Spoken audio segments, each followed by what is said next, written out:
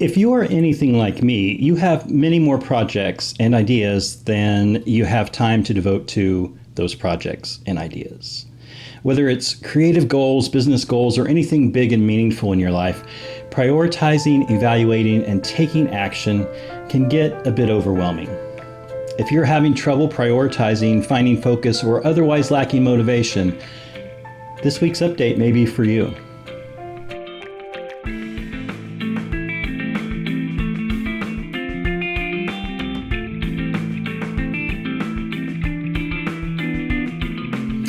Welcome to the Million Words Project update for week 4. I'm Eric Sheridan Wyatt, author, writing instructor, and creativity coach. I've set a goal to write 1 million words over the next 12 months. Each week, I'm going to give an update on my progress. And along the way, I'll share some things I've learned and am often still learning about my writing life. My hope is that these videos will ignite your creativity, light your entrepreneurial fire, and otherwise inspire you to take it on a challenge you've been putting on the back burner for far too long. Remember, small steps lead to big results. Let's start this week's journey.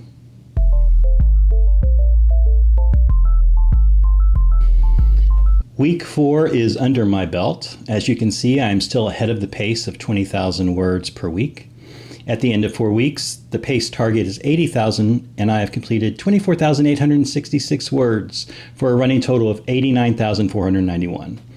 That's getting close to 10,000 words ahead of pace, which is a solid start. As you can see, the majority of the words came from a single category of writing, my ongoing life document project. My weekly journaling effort was pretty typical at just over 4,000 words. And I had a nonfiction writing session that topped out at about 2,600 words. The rest, nearly 18,000 words, came in the life document category. One reason for this is that I set aside time to work on a client project which was delayed. And I had some good momentum going in the life document because I find that work to be very rewarding. I applied the time I would have spent on my client's work to the life document project.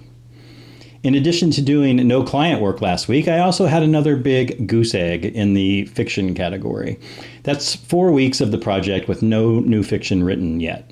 Not ideal, but I've been making some behind-the-scenes movements to rectify that situation. Sometime in the next few weeks, I'm going to devote an episode to giving more detail about several of my ongoing projects, but you can tell from these broad categories I have a lot of different projects in various stages. Before I started to track my writing for this Million Words project, I came up with an ideal distribution of my writing time, and it looks significantly different from the actual word totals so far. Part of that discrepancy is intentional, and part of it is a consequence of various circumstances. If, as in the past, I were basing my entire creative self-perception on the fact that I hadn't written any fiction for the last 4 weeks, then I would be in a much less chipper mood. A key component of this Million Words project is that by tracking my writing, I have more than just a gut feeling to go on. I can look at the data, recognize the discrepancies, evaluate my past weeks, and adjust my upcoming efforts. In this case, I know that I am still at the early stages of the project, and while I want to adjust my writing focus to bring the numbers closer to the ideal distribution, I am also aware of the progress that I am making. The data I have in front of me helps me herd the cats of my writing life. Bringing some order to the chaos is a good thing, which brings us to today's topic.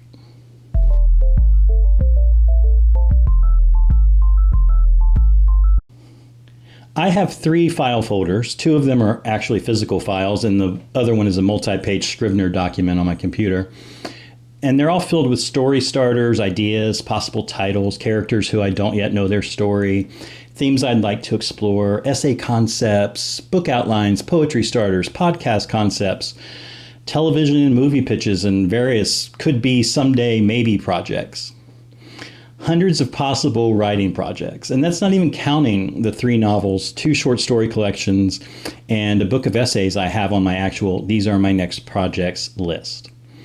Plus, I have an ongoing deep writing self-improvement project that I am chipping away at and expect to be working on for many, many years. And I have a paid ghostwriting gig from time to time that comes up. In other words, I have more ideas than I'll ever have time to tackle. One of the things I've learned over the years is that my creative life is a kind of chaos.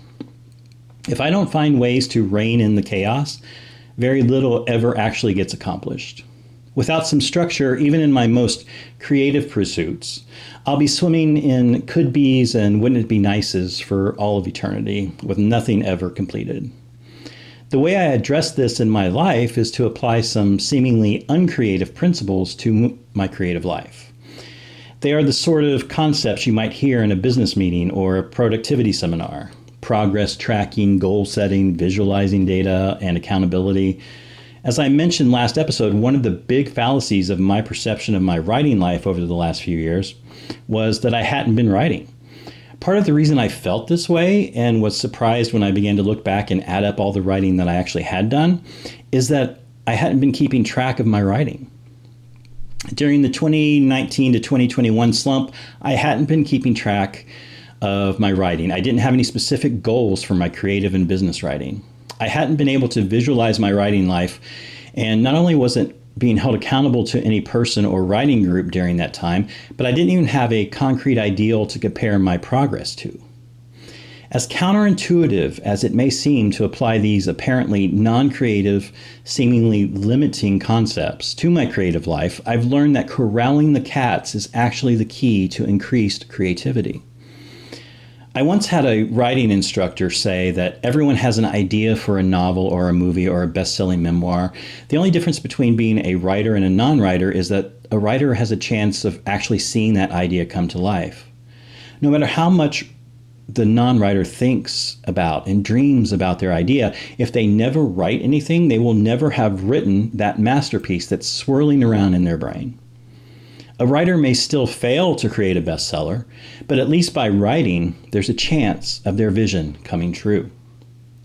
This is true in so many other aspects of life. If you have an idea for a great app for your phone, or a new product for a market that the market is hungry for, or a new business that meets a specific need, but you never do anything but imagine it, then you won't have actually done anything to bring that idea into existence. In the end, there is no benefit to yourself, and certainly not to the greater world, if your ideas never become a reality. If you have an idea for a free, clean, unlimited source of electricity, but you never do anything but think about it, it won't reduce your electric bill or help reduce reliance on fossil fuels. Ideas become meaningful when there is some way to put them into action. After writing several books and accomplishing a number of projects for myself and others, I have a slightly different problem. For me, the difference between perceiving myself as a writer versus a non-writer is my ability to tame the dozens or hundreds of creative impulses and actually execute a plan which allows at least some of these ideas to come to life. Applying various productivity or goal-oriented strategies actually results in a better completion rate. The ideas I have actually become something tangible, not just ideas in my head or fragmentary notes jotted in a notebook. This in turn helps me to build momentum and accomplish something more. Whether you have a creative idea, an entrepreneurial or nonprofit venture, a new concept in business, or some other goal that requires a lot of thinking or planning, finding ways to move the process away from the purely cerebral and into the more concrete, action-oriented, and measurable activity is the key to getting started. Then, once you've started, you can take the small steps forward toward that goal.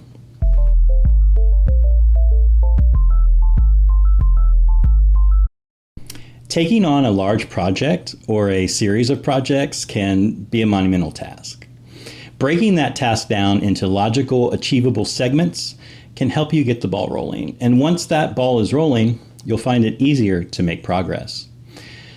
The great painter Henri Matisse said, "Don't wait for inspiration. Inspiration comes while working." When I teach fiction writing classes, I say this: don't wait for the muse to show up and then find some time to write. Start writing and do so regularly so the muse knows where to find you.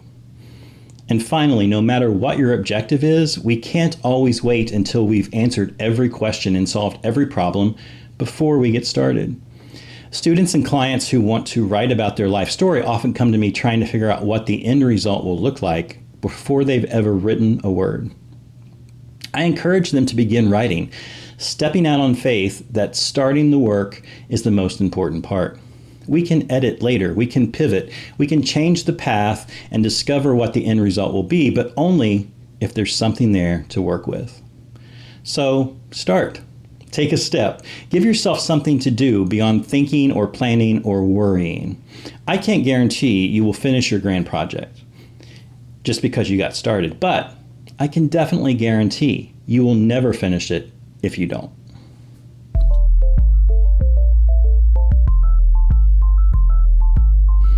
Maybe like me, you have a lot of different projects or objectives you want to tackle, but it all feels overwhelming. Or maybe it's the one big project that feels too big, too complex, too formidable. And maybe you've even tried working toward that end result, but the nagging inner voice keeps convincing you you'll never get to the finish line, or that you aren't doing enough to make a difference. Finding concrete ways to structure your work, even very creative work, can give you the tools to push back against that inner voice. And when you do, you'll find more forward momentum and enthusiasm for your project.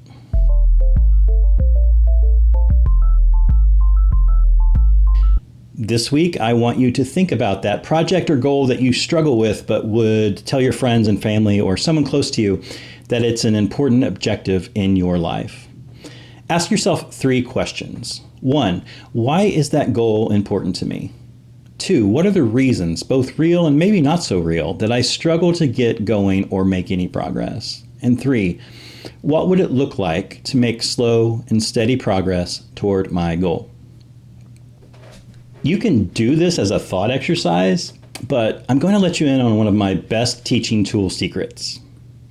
If you answer these 3 questions in a writing exercise and force yourself to write these answers out on paper, you will have a much better chance of discovering some answers that haven't yet risen to the conscious level. It's a challenge not to let yourself off the hook. Write with paper and pen or pencil. Writing longhand triggers a different internal brain reaction, and it's often the key to unlocking answers that are already inside of you. After you've done the exercise, begin to jot down some possible strategies for giving yourself structure.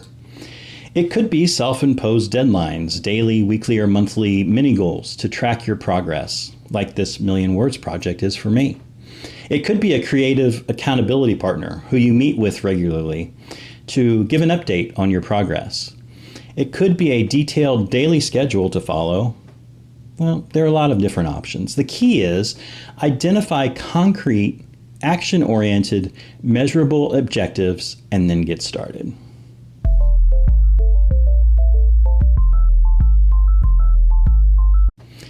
And that's all for week 4. If you made it to the end of the video, you probably already know this, but for independent artists and creators, it's really important to have interaction so that the artificial intelligence overlords know this content resonated with you. If you would, like, subscribe, and do all the good things. Engage in the comments section and ask a question. Give a rebuttal to my ramblings. Offer some encouragement. It's all very much appreciated. Most importantly, if you know someone in your life who might benefit from this video series, send them a link and invite them to join us, won't you? As I say, sharing is caring. You can find more information about me, Eric Sheridan Wyatt, in my books in the show notes, along with a link to the first video of the series. If you are joining partway through and want to know more about what's going on, who I am, what this whole project is about, you might want to check that out. Until next time, remember, your words matter. Make them count. So long, everybody.